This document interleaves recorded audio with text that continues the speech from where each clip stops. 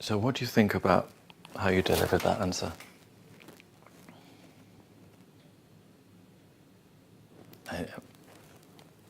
It's not the tape it's recording. I'm recording you now. What do you think about that answer? A little bit flat.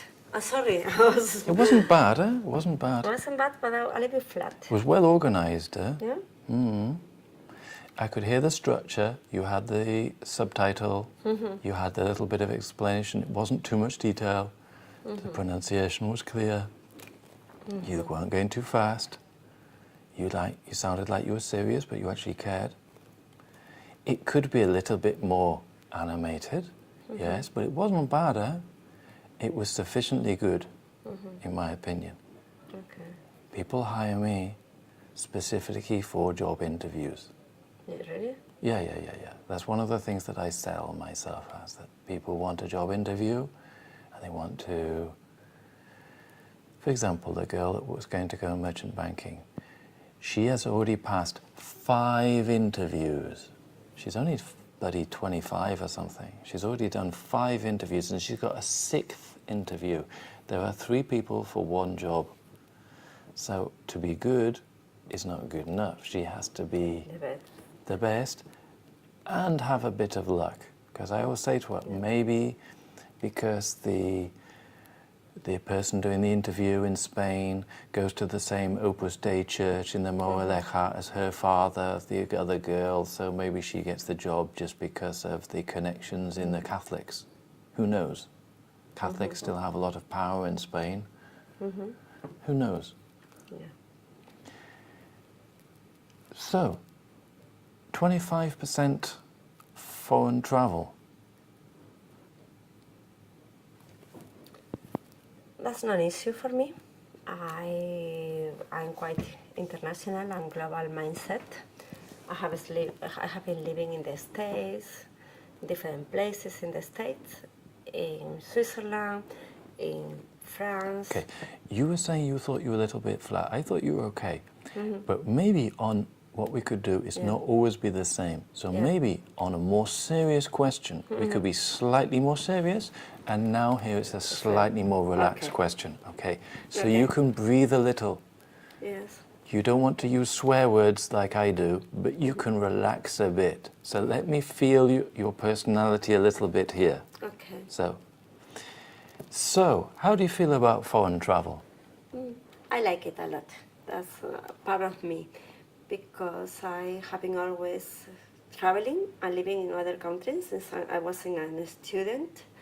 I really enjoy working with other cultures, learning about different ways or different people. So different ways. You need different ways of doing things. Yeah, different ways of doing things. So I have no issue. I have no constraints as well. So that's a good answer, okay? Yeah. Because why? Political correctness deems that I cannot ask you as a woman of age 40, more or less, if you are married and if you have children and if you want to have children. I can't ask you that. Nor can you really talk about that. But obviously, the world is not an ideal world. Yeah. And the fact that you have no constraints. Yeah, I know. Yes, you know. It's a point in your favor. And I think that it's a point that you want to make.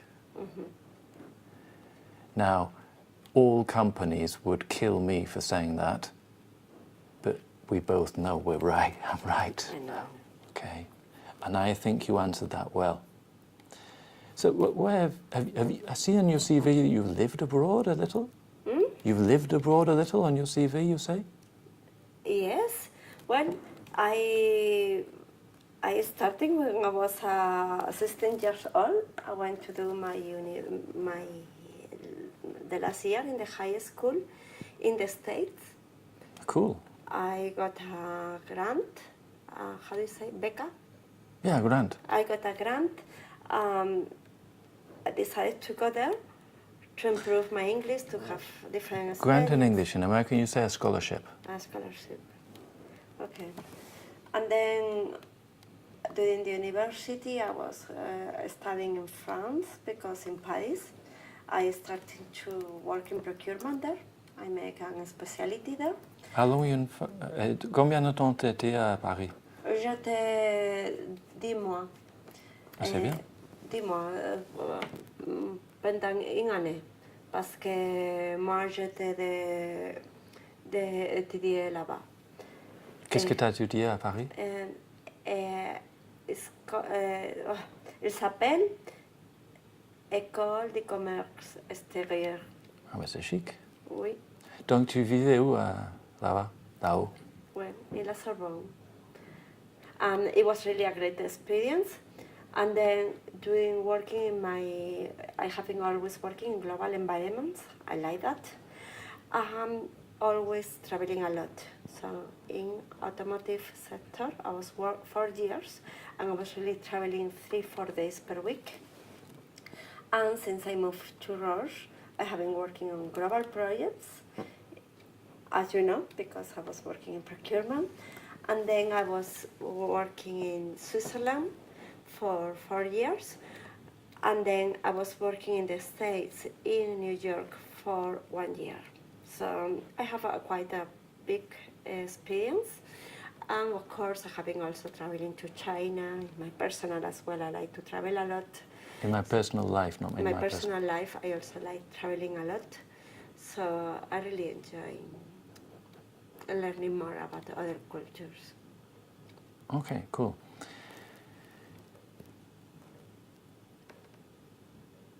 Roche is an international player, in the pharmaceuticals market.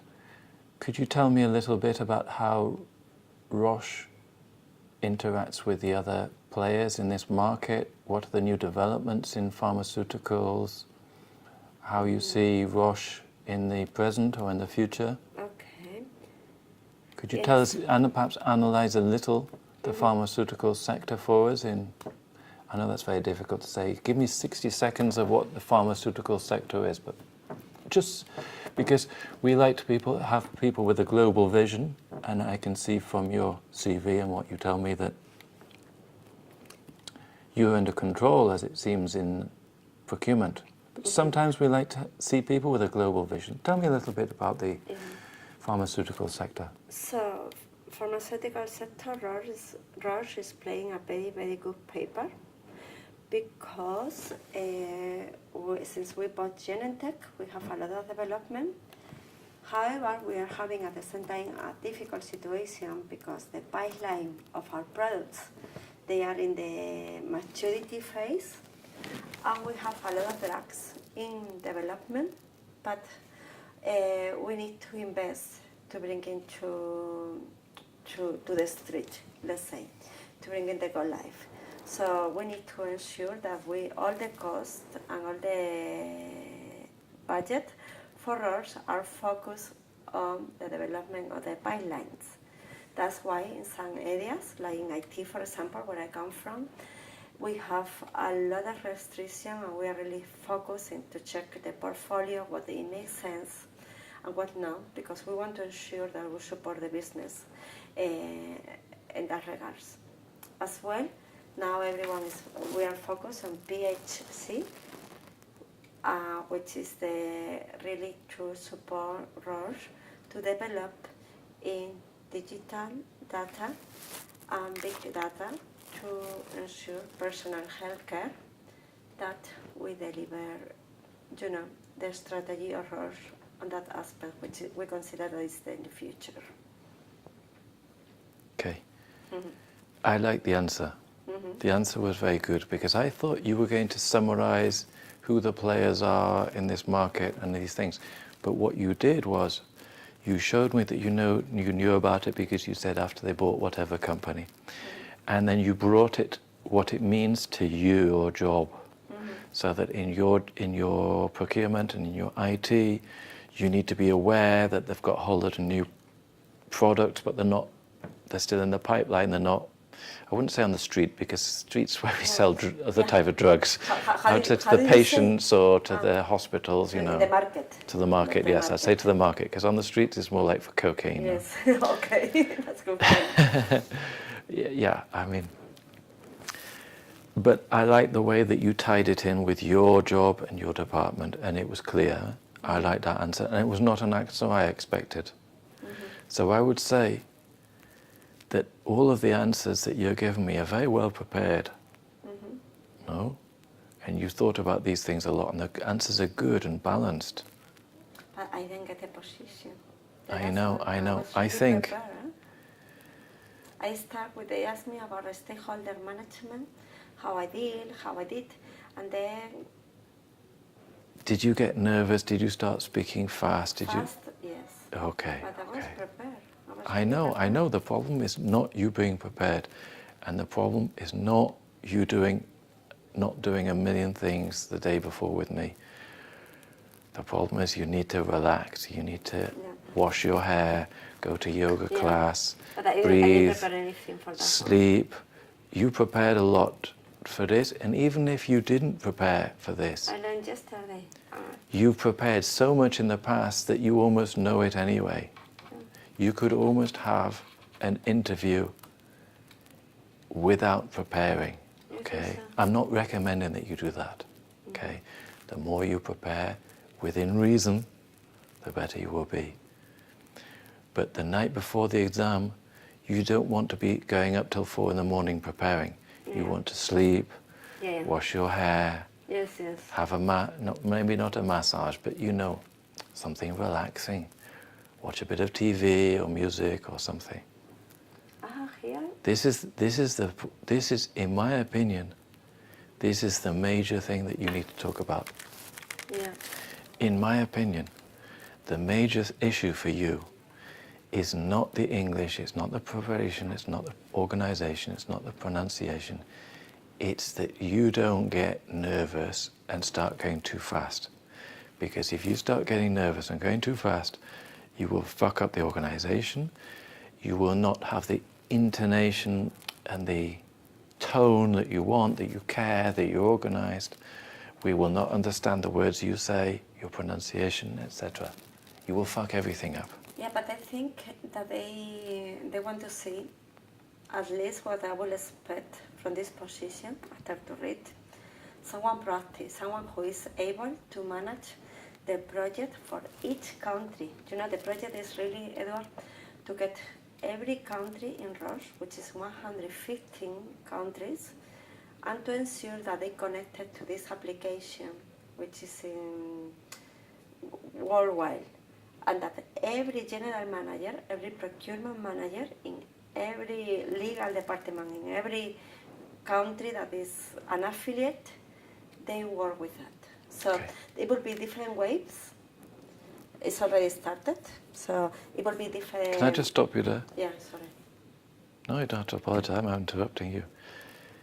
I like the way you're talking at the moment. You were going ba, ba, ba, you brought it here, then you had here, and then you went duck, duck, duck. Do you remember when we did body language? And I said, don't feel stupid about making it big. And you said, it doesn't feel like me. You were having a hand out here, not just here, you were out here. And you held it out. Do you remember when I said, hold it out? Then you brought it here. Then you went here, you kept these two hands the same, and you went duck, duck, duck. It was all organized and it was good and it helped me. These questions, I think you sent this to me before. Yeah. We've just done one of these, we've just done one of these. Yeah. We haven't done this one yet, but I'm sure that you will give me a good answer. This is all good, I like this. If you can continue like you're doing now with me now, all you need is luck. I have to be the best one. There are two. Sometimes There's another person. Sometimes the other persons can just happen to be click with the interviewer or whatever. But if you continue like this, I don't see why you can't get the job. We're going to have a pause. We're going to have a look at your questions to see if there's anything we haven't covered today. Oh, but it's all good enough, huh?